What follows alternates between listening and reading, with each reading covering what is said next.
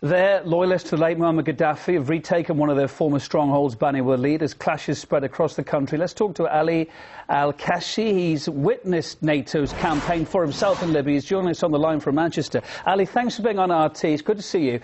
Last week, Middle East human rights groups showed evidence of war crimes by Allied forces, they say, last year, saying NATO bombed schools and private homes. What have you seen in your hometown of Sirte? We've heard so much about it on the news. Is that report accurate as far as you're concerned and what you saw? Yes, it is very, very accurate in a way that I myself saw the killing of so many people in front of my eyes. I saw the killing of 51 people in front of my eyes. The youngest was 15 years old. There was two brothers. They were killed indiscriminately, and the houses were leveled to earth by NATO bombs. This is not a mission where the NATO was supposed to protect civilians. Actually, what happened, they killed indiscriminately.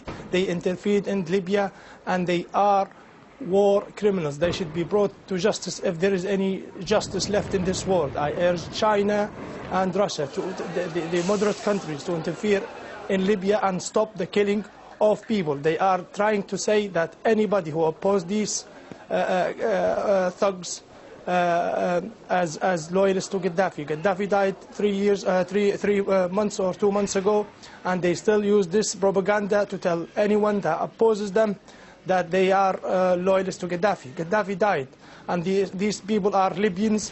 They didn't come from another planet. We shouldn't kill them because they oppose the anti-C. The anti-C is in itself is corrupt, full of lies. They told the people that Gaddafi used mercenaries. The recent reports showed that there was no mercenaries, and on the other hand, the real mercenaries were brought by the anti-C, as we saw in the report in the Italian newspaper, showing that the Italian special forces were on Libyan soil in the so-called liberation of Tripoli.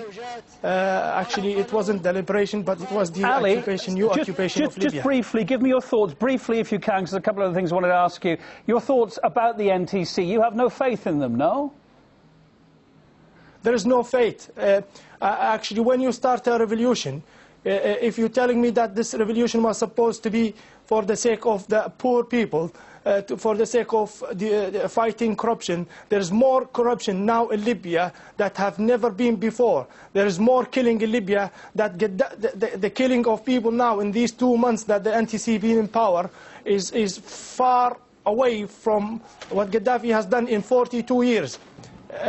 This all the image of Libya is very gloomy, and that we feel as Libyans that the international society, it's either too weak or it's the other party of the international society is controlled by USA and its allies, and they are now, there is reports in Libya saying that there are planes over Bani Walid, and these planes, we don't know whether they are NATO or whether they are from the anti-C. When the problem started in Libya, they told us that Gaddafi was using planes to kill his own people. Now we see planes in Bani Walid. From an eyewitness I spoke to, that they are using planes. Where these planes come from, we don't know. We don't have any information, Ali, whether they are Libyans or... Ali, I know this is a very emotional and emotive subject for you. You're talking about your homeland there and what you've seen go on so graphically. Just tell me, as you see it, what do you think the support is now for the old regime, Gaddafi's regime? Did it disappear? Was it there all along? Or was it just coming back out of the shadows? Tell me what the feeling is in Libya now for Gaddafi. The feeling for Gaddafi, if you could bring Gaddafi back to life, you will do, because we live better under Gaddafi's regime. We didn't have these thugs in Libya. We didn't have the killing now taking place in Libya.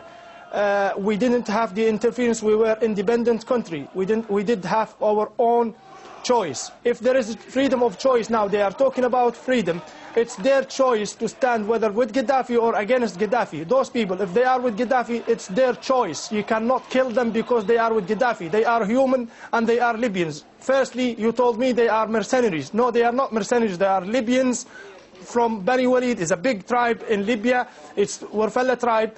And if you want to tell me that this city is with Gaddafi, it's their choice. Nobody can tell you where to stand. If you are Russian, you stay with your Russians. If you don't want anybody, then it's your choice. These people are either... Sorry. Thank you for your thoughts. We've got the business bulletin coming out, so I have to stop you in your tracks there, but really appreciate being on the programme. Ali Akashi, eyewitness of the NATO campaign there in Libya, joining us from Manchester. Thanks ever so much. Thank you very much. Thank you.